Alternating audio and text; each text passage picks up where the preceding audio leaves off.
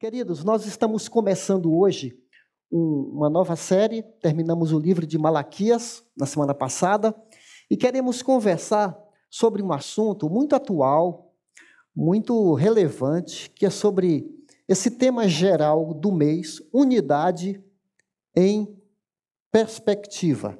Hoje vai ser a primeira mensagem sobre esse assunto.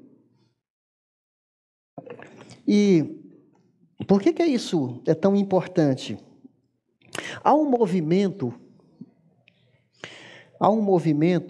que está fazendo de tudo para dividir, separar as pessoas, fragmentar, nos deixar distantes, levando uma vida muito individual, muito isolada. E isso acontece em todos os ambientes, desde as empresas, famílias, na igreja. Talvez você esteja percebendo isso no ar. Hoje mesmo é o dia das eleições e nós vimos nas últimas semanas, nos últimos meses, onde a amostra do ser humano vem aí à flor da pele e percebemos uma competição acirrada, cada um gritando mais que o outro. Nós vemos esse movimento de agressão verbal, agressão física, orgulho, egoísmo, ostentação, uma disputa. E isso não acontece só no ambiente da concorrência política. Às vezes temos dificuldades de dialogar, de conversar dentro da nossa casa e sermos entendidos e nos fazermos entender diante do outro.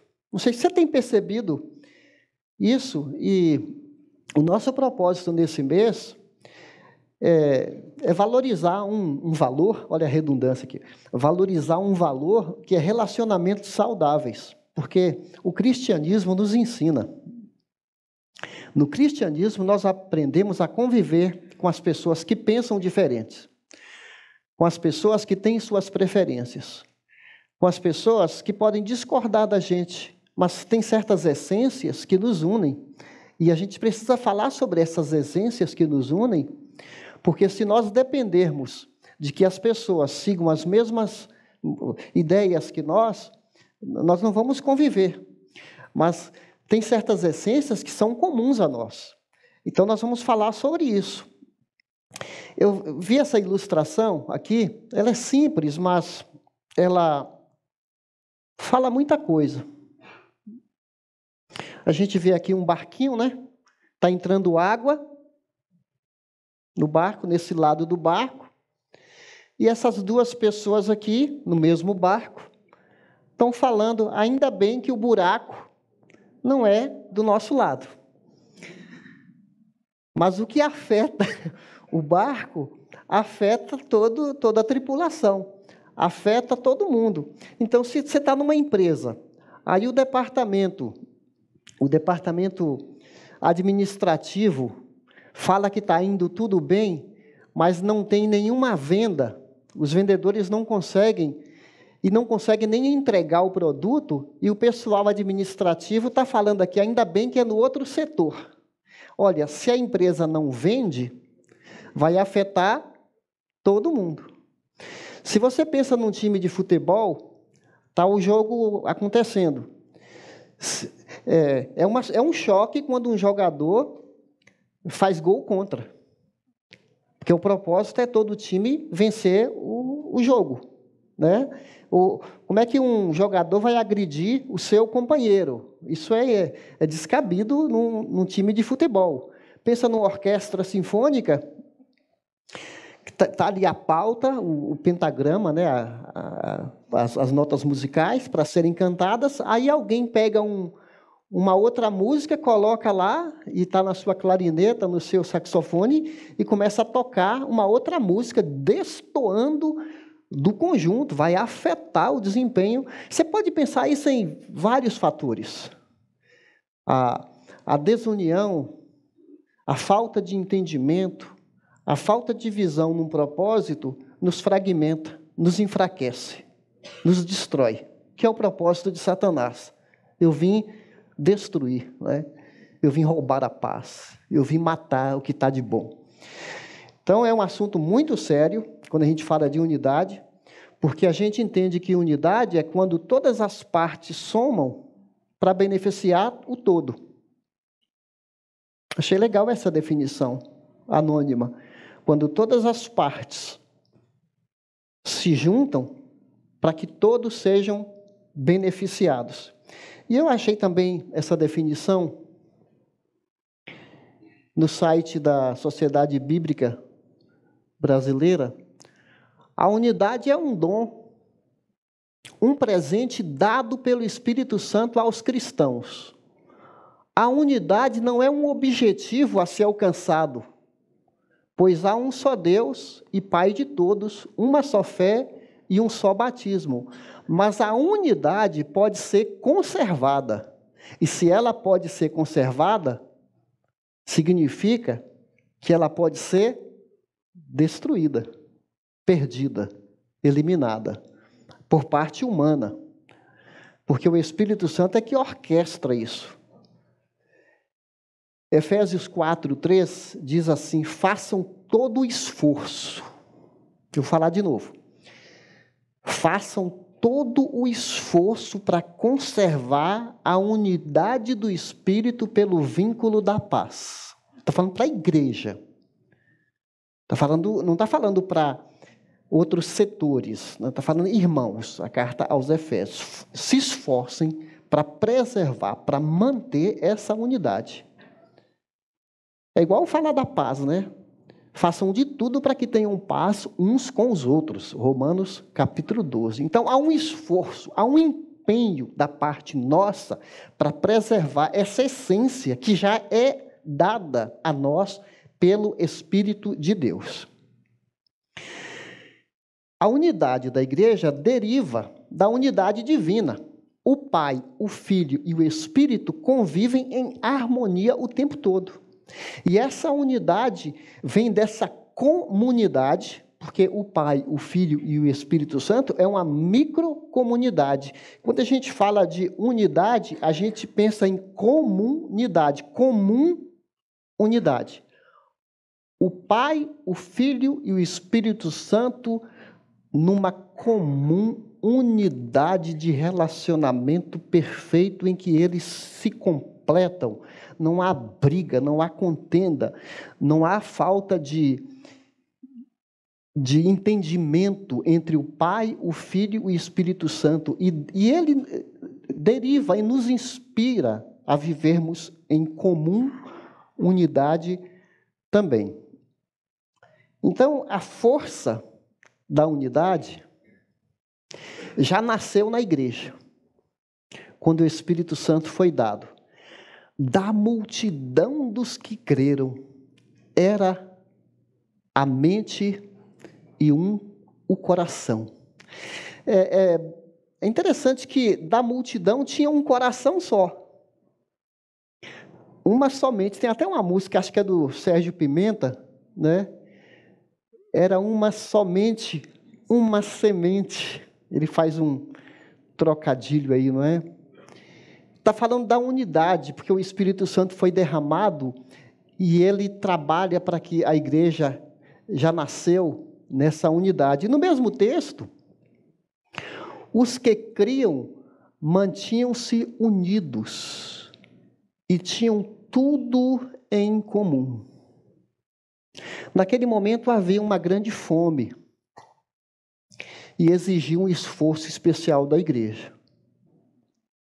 Talvez nesse momento a gente não possa nem expressar a nossa unidade, porque não há uma grande, vamos dizer assim, uma grande demanda nesse momento. Na pandemia teve. A pandemia nos ensinou que nós somos igreja, mesmo sem prédio. Isso é unidade. No sentido que, ainda que virtualmente, nós estávamos juntos, em oração, à distância, mas focados em Jesus. e por uma questão de saúde, de circunstância, não podíamos nos reunir. Mas foi um teste para muitas igrejas, porque quando não há unidade, o povo se dispersa. E a pandemia foi um teste para nós. Ufa! Graças a Deus, hein?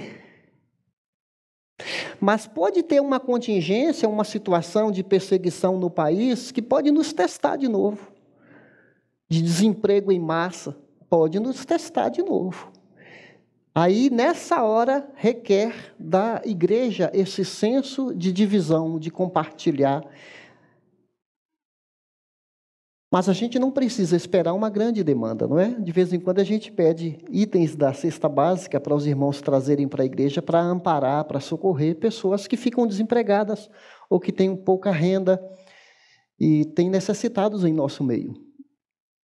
Mas a igreja nasceu com essa unidade. E olha, todos os dias continuavam a reunir-se no templo e de casa em casa. Continuavam, outra tradução, perseveravam na doutrina dos apóstolos, no ensino, no partir do pão, na comunhão, nas orações. Eles perseveravam. Então a gente tem que voltar a olhar para os primeiros tempos, para resgatar valores, para nos manter nos novos tempos. Que está no DNA da igreja, essa questão de uma igreja que vive em unidade. E olha o resultado disso. Grande poder testemunhavam. Grandiosa graça estava sobre eles. E havia uma grande generosidade. No mesmo texto, Atos, capítulo 2. Você já pensou o efeito? Se a nossa igreja tiver esse nível de dependência de Deus, de sermos um povo assim tão, como se fosse um corpo só, como se fosse ou é, porque segundo 1 Coríntios 12, nós somos um corpo. Quando alguém nasce de novo, ele é mergulhado num corpo, através do batismo, ele entra dentro de um corpo, e com seu dom, sua vida, ele contribui para que esse corpo seja saudável. Mas você já pensou uma igreja que tem uma unidade tão grande, que mesmo quando tiver divergência entre nós somos capazes de perdoar, de acertar, de olhar no rosto e continuar falando, eu amo você em Cristo, e nossas diferenças não nos separam? É um nível de maturidade, queridos. E corremos o risco, se a gente não tomar cuidado. Irmãos, olha só, irmãos, não está falando para povo em geral, né? Irmãos. Ele apela em nome Senhor, autoridade suprema, tem a palavra final. É Ele que manda. Ele é o dono da igreja. Ele é o cabeça do corpo. Em nome de nosso Senhor Jesus, suplico a todos, ninguém fica de fora, todos, vocês que concordem uns com os outros no que falam, para que não haja divisões entre vocês, antes que todos, de novo, todos, estejam unidos, de novo, unidos, num só pensamento e num só parecer. 1 Coríntios 1:10. Ele está dizendo que a igreja vive debaixo de uma só linguagem, um só pensamento, no sentido de buscar a glória de Deus, porque é em 1 Coríntios 10:31 que ele vai falar assim, quer comais, quer vivais, façais qualquer coisa para a glória de Deus. Não abram mão desse foco. E essa igreja aqui, ela tinha sérios problemas. Você que já leu 1 Coríntios, sabe que tinha partidarismos, tinha blocos, panelinhas dentro da igreja. Tinha grupos que preferiam um líder. Eu sou de Paulo, eu sou de Pedro, eu sou de Apolo. O apóstolo Paulo chega até a usar de uma ironia, quando ele fala assim: por acaso eu fui crucificado por vocês? Para vocês quererem me seguir? Aí ele volta a glória para Cristo. E 1 Coríntios 11:1, sede meus imitadores como eu sou de Cristo. Cristo está acima de qualquer líder humano. Cristo é o nosso foco. Nós seguimos Jesus de Nazaré. Tem outro versículo que diz, versículo não, esse é um pensamento, né? Só essa frase desse livro do Francis Chan vale pelo livro inteiro, mas está aí a dica para você aprofundar esse assunto. Quando o amor é superficial, basta algo tão trivial, assim, tão simples, tão comum, quanto um desacordo para nos dividir. Para você pensar nisso. Eu já participei de assembleia de condomínio. Muitos de vocês também. Quando o amor é superficial, quando o relacionamento é muito supérfluo, raso, qualquer desacordo divide as pessoas. Porque quando muito se ama, muito se valoriza, muito se suporta. Não é verdade? Quando menos se valoriza, quando menos distantes somos, a gente cancela aquele que não pensa de acordo com a gente. Eu vou fazer uma pergunta aqui provocadora para nós. Será que para a gente ter unidade precisamos ter o mesmo partido político? Será que a nossa unidade está limitada a todo mundo votar no mesmo partido, e quem não vota no meu partido, eu não posso conviver, eu não tolero? Porque, infelizmente, esse ambiente de discussão, de brigas, de egoísmos aflorados, a gente acaba trazendo isso para dentro da comunidade da fé. Quem pensa diferente de mim não convive comigo. O cristianismo, os evangelhos nos ensinam a amar até o inimigo. Obviamente, a gente, pegando aqui a oração do Vitor, precisamos de discernimento para escolher um candidato que se aproxime mais dos valores do reino. Mas, às vezes, é tão difícil você escolher, porque algum candidato que se aproxima dos valores do reino, por outro lado, ele estraga. Porque, seja da direita, seja da esquerda, ele passa uma péssima impressão de um cristianismo. A nossa oração é que, se alguém opta em ser um candidato da esquerda, que ele seja sal e luz lá. E se ele lê o manifesto do partido e é anticristão, que ele repense. Ou da direita também, não é verdade? E voltando para nossas casas, será que a gente briga por qualquer coisa? Nossas famílias? Será que as pessoas não se falam porque uma torce por um time e a outra torce pelo outro? Será que em casa a gente briga por causa das tarefas de cada um? Preferências na música? Então tem esse pensamento aqui, né?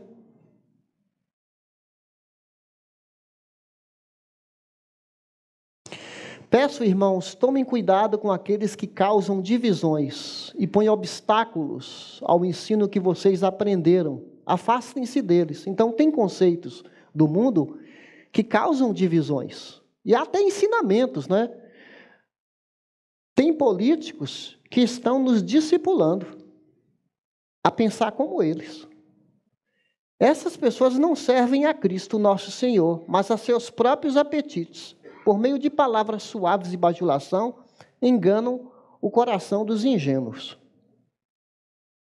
Na semana passada, eu fui visitar Dois irmãos meus e sobrinhos, estávamos numa roda de discussão. Meus sobrinhos já adultos, né? Assim como os meus também, já passou aquela fase de criança, e hoje os sobrinhos, antigamente ficavam brincando nos cantos, agora eles vêm para a mesa, para a conversa, e agora a voz está grossa. Você já viu o conflito de geração, né? Engrossa a voz e disputa ali com os tios, com os pais, e ali a gente estava numa conversa e surgiu o assunto de política.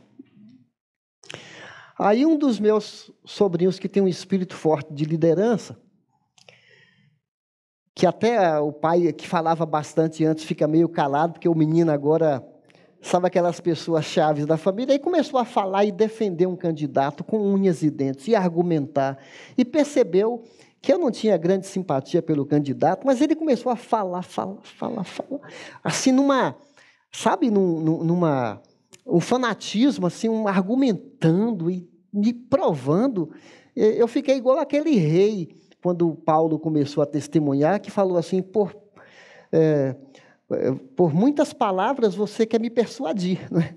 Então, aí depois de um certo tempo, que ele estava assim, né, tão sangue quente, aí eu falei com ele assim, puxa vida, como eu gostaria de encontrar cristãos que amassem tanto Jesus Cristo, que tivessem uma paixão por Jesus tão grande, que falasse para as outras pessoas desse amor, desses argumentos. Por que você ama Jesus?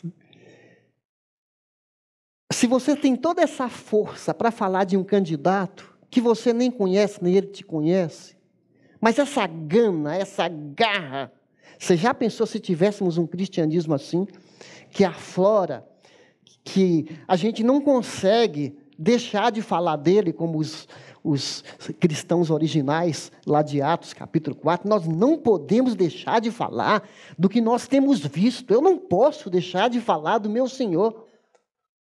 Eu estava num ambiente, de uma sala da faculdade, e uma aluna uma vez questionou para mim e falou assim, a gente sabe que você é cristão, mas será que você tem que deixar isso assim, de uma maneira muito... A gente percebe isso nas suas palavras? Eu falei assim, você me pede algo impossível, está impregnado em mim. Eu não posso descolar Jesus de dentro de mim, porque você me pede algo que não dá. Paulo falou isso, né? Eu estou crucificado com Cristo. Eu não vivo mais. Eu vivo pela fé naquele que morreu e se entregou a si mesmo por mim. Eu vivo por Ele.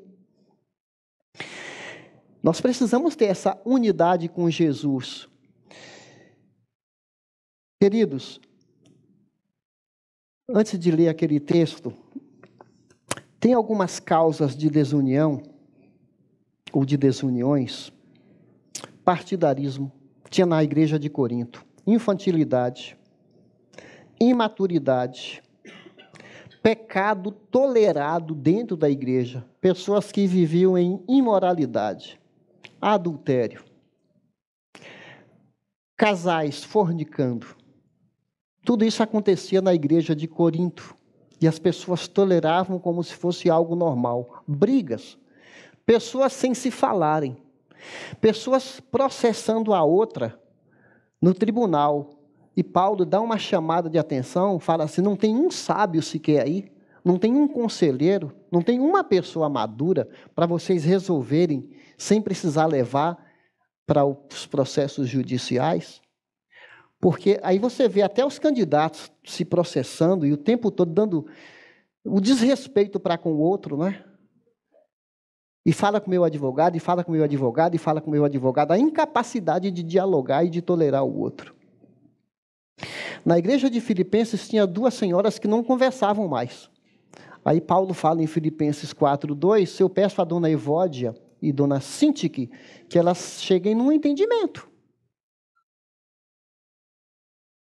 O indivíduo faccioso, isso está em Tito 3, versículo 10, que diz assim, Tito 3, versículo 10. Se alguém tem causado divisões entre vocês, advirta-o uma primeira e uma segunda vez. Depois disso, não se relacione mais com ele. Duro isso, hein? Porque às vezes nós queremos ser mais honestos do que a Bíblia. Não é? Se tiver alguém num pequeno grupo faccioso, disputando, criticando, fora da visão, isso prejudica o corpo. Você imagina um barco e alguém nadando contra, remando contra, todos remando numa mesma direção e alguém remando contra. Eu vou fazer uma simulação aqui de uma situação. O Alisson, vem aqui me ajudar, por favor. Isso aqui nos ilustra. O Alisson tem as suas opiniões, seus pensamentos, eu tenho os meus. E nós trabalhamos na igreja. Ele cuida de um setor, eu cuido de um setor. Então, nós estamos aqui. Temos uma direção. Só que eu entendo que as decisões do meu pequeno grupo têm que ser para ali. Eu estou planejando uma data de multiplicar, né, de preparar as pessoas, de orar. Ele acha que não. Eu estou pensando em daqui 3 meses, ele fala, não, daqui 1 ano. Aí você vai para lá e eu vou para cá.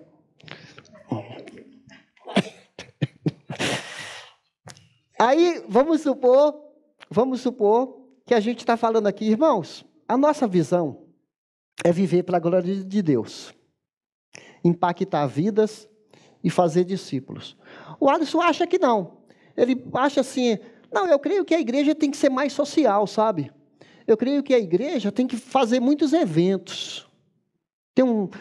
Trazer o povo todo dia da semana, fazer eventos para chamar a atenção do bairro, distribuir cesta básica aqui no estacionamento, tem que chamar a atenção aí de todo mundo, tem que ser uma igreja que vive para o pobre. Aí ele quer ir para lá e eu estou falando que a gente vem para cá. Irmãos, eu falei algumas coisas aqui que a gente pode fazer. São coisas boas. Mas o fato é que a gente tem que chegar num acordo e não ficar uma comunidade que fica disputando o seu foco.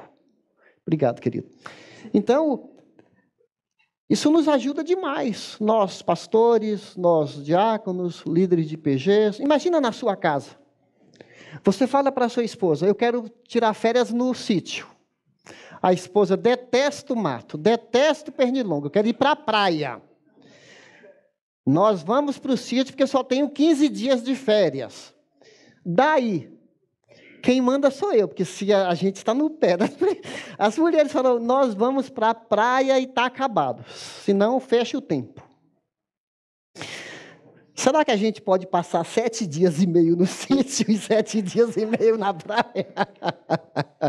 A gente tem que encontrar um meio caminho. Não é verdade?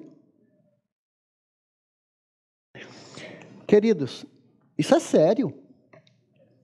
Andarão 2 juntos, se não estiver entre eles acordo? Será que você é tolerante com um pecado e o outro casal está falando, isso não deve, não pode? Não, mas eu não vejo nada demais. Onde isso vai parar? Para você pensar sobre as consequências disso. A beleza da igreja é a boa convivência. Aqui entre nós temos times de futebol diferentes, preferência quanto à decoração, música. Você sabe que muitas igrejas se desuniram por causa de música? Os mais antigos preferiam as músicas mais antigas, os mais novos, músicas... Talvez você já tenha ouvido falar disso. Não conseguiram conviver em harmonia por causa de preferência musical. O que mais? Corte de cabelo. Algumas pessoas são mais emotivas. Algumas pessoas, o louvor da igreja é fundamental. O louvor traz uma sensação assim tão importante para elas, que elas não veem a hora do louvor. Já tem outras pessoas que elas são mais racionais assim. Ah, tudo bem, eu foco na palavra. O louvor me abençoa, mas eu sou mais da palavra. Não tem gente assim? Tem pessoas que são mais visuais. Elas gostam de ver um slide. São mais visuais, querem ver as letras. Tem pessoas que são mais auditivas. Não precisa. Ela tem um jeito de ser diferente e está tudo bem. Não há nada de errado. Está tudo bem. Uma coisa é unidade, outra coisa é uniformidade.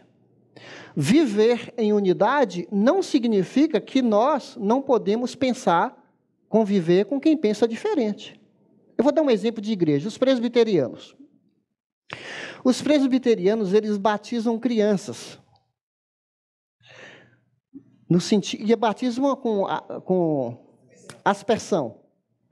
Eu não vou falar que os presbiterianos não vão para o céu.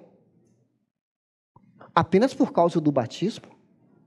Podemos pensar de maneira diferente deles, mas na essência, que precisa crer em Jesus, precisa nascer de novo, a Bíblia é inspirada, os assembleianos também, quadrangulares, tem irmãos pentecostais, pensam numa liturgia de culto bem diferente de nós. Aqui tem irmãos pentecostais, mas a gente convive bem, é um sinal de uma igreja madura. Isso é unidade. Uniformidade, até a palavra diz uniforme. Você já viu empresas que todo mundo veste igual? Isso é uniformidade. Tem até igrejas neopentecostais que até a fachada da igreja parece uma franquia. Já percebeu? Parece uma loja. Os pastores vestem iguais. Isso é uniformidade. Você não pode pensar diferente. Tem igrejas no Brasil que tem uma arquitetura igual. Isso é uniformidade. Todo prédio daquela igreja, que nem sei se algumas nem são igrejas, né, no sentido da acepção da palavra, mas você já viu que até a arquitetura é igual? Você vai aqui em São Paulo, você vai lá no interior da Bahia, a arquitetura daquela comunidade, a fachada, você fala, não precisa nem ter placa. É daquela igreja. Isso é uniformidade, você não pode pensar diferente. E é até uma característica das seitas. As seitas religiosas, elas manipulam a cabeça da pessoa, você não pode pensar diferente. Quando a gente está falando unidade, não quer dizer que a gente não pode pensar diferente, mas unidade significa que mesmo que você pense diferente de mim, em Cristo nós somos irmãos. Em Cristo nós estamos unidos. Nosso propósito é agradar a Jesus. E muitas vezes a gente tem que abrir mão da nossa opinião pessoal, pensando no benefício dos outros. Isso requer de cada um de nós essa maturidade. Às vezes, talvez, até o louvor da igreja não é bem aquilo que você gostaria, mas você fala assim, mas eu vou brigar por isso? E as outras qualidades? A minha preferência tem que prevalecer sobre a preferência dos outros? Lembrando que nós somos uma comunidade que tem crianças, adolescentes, jovens, adultos, idosos. Não posso ser pastor só de uma faixa etária. Não é verdade? A nossa liderança tem que pensar em todo mundo. Queridos, caminhando para o fechamento, o propósito da unidade. Jesus orou, essa é a oração sacerdotal do Senhor Jesus, está em João, capítulo 17. Sabe, uma pessoa, quando sabe que vai morrer, as palavras finais dela revestem-se de um grande significado. É uma despedida. Em João 13, Jesus lava os pés dos discípulos.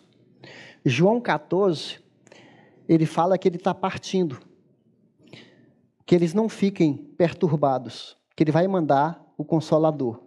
No capítulo 15, ele fala, eu sou a videira, continuem conectados a mim. No capítulo 16, ele retoma que vai mandar o conselheiro, que vai habitar dentro de nós. No capítulo 17, ele olha para o céu. Leia em casa João 17, a oração intercessória de Jesus. O peso das palavras. E aqui está no final da oração. Minha oração não é apenas por eles, aqueles que estavam em volta de Jesus, os discípulos.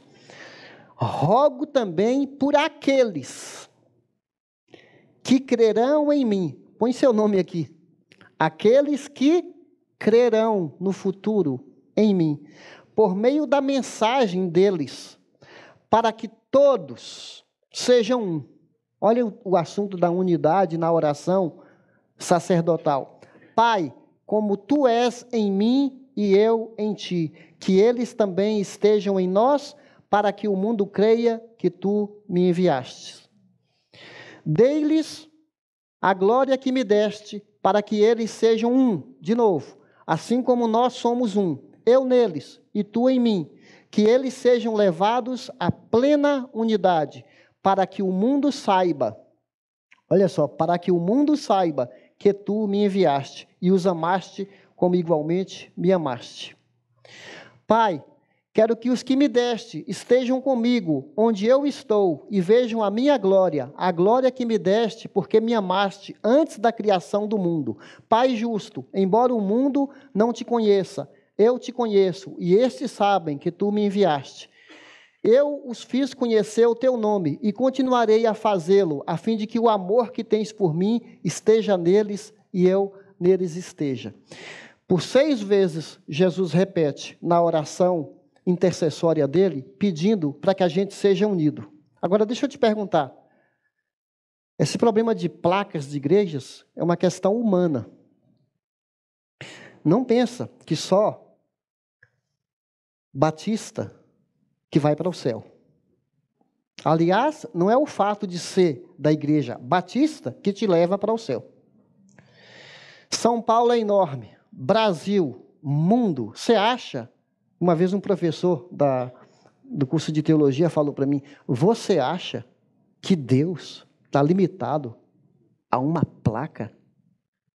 Você acha isso? Você acha que Deus não tem pessoas salvas em denominações? Aí eu quero lembrar uma historinha que eu já contei aqui, do João Wesley, que teve uma visão, um sonho. E na visão do João Wesley, ele chegou na entrada do inferno. Aí tinha um diabão lá, né, na recepção. Aí João Wesley olhou para ele e falou assim, vem cá. Tem metodista, porque ele é da igreja metodista. Tem metodista aí dentro? Tem. Tem? Batista? Tá assim. Tem católico? Tem.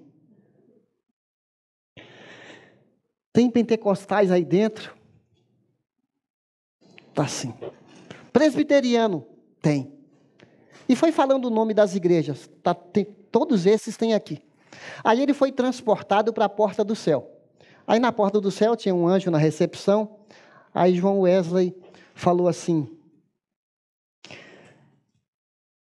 tem metodista aí? O anjo falou não. Batista? Nenhum. Católico? Não tem. Presbiteriano? Não tem. Pentecostal? Não tem. Aí Wesley falou, quem está aí? Aí o anjo respondeu, aqui só tem todos aqueles que foram lavados pelo precioso sangue de Cristo. Esses estão aqui. Não é lindo isso? Então, por que nós vamos ser preconceituosos? Sabe quando é que eu sei que uma pessoa pertence a Deus? A gente pega no pulso. O sinal de vitalidade não está no pulso? Nós estamos aqui, estamos vivos. Mas você sabe que se pegar no pulso, está vivo. Agora, se uma pessoa não foi transformada por Jesus, ela não tem vida. Ela está morta. Pode ser um cadáver ambulante, mas a vida espiritual não está. Mas se ela ama Jesus, de alguma maneira a gente vai saber. Né? Pelos frutos conhecereis. E tem muita imitação nesse mundo. Não é verdade? Até no meio político, tem muita imitação. Então, por que a gente tem que andar em unidade? Primeiro, porque Jesus pediu ao Pai. Já é uma razão suficiente. E é tão bom, meus queridos, quando a gente convive bem com outras denominações. Olha, no passado, os pastores falavam para a gente não ter comunhão com o pessoal assembleano. Eles não eram convidados para as reuniões. Hoje eu faço parte de IMUV, Movimento de Igreja aqui da Zona Sul. Tem pastores de várias denominações. Todo mundo lutando para ganhar as pessoas para Jesus. Um esforço para cestas básicas, um esforço para projetos sociais. Graças a Deus, não é, que pelo menos uma parte dessa oração de Jesus está se cumprindo. Por causa da nossa origem. A nossa origem, eu comentei, nossa origem é na unidade. Jesus falou assim como nós somos um. A unidade nos inspira. Por causa da nossa missão do mundo, para que o mundo creia. Não é nossa missão no mundo? A unidade é que as pessoas deveriam olhar para nós, povo de Deus. Você imagina um visitante, começa a conviver na nossa igreja, fica encantado com a gente, depois descobre que aqui tem pessoas que não se falam, não se bicam. E há contendas. Ele vai falar assim, puxa vida, eu pensei que pelo menos na igreja eu iria encontrar unidade. A nossa missão para que o mundo saiba, para que o mundo veja-nos e fale assim, eu estou vendo Jesus nesses cristãos. E por causa do nosso destino eterno, nós vamos morar juntos.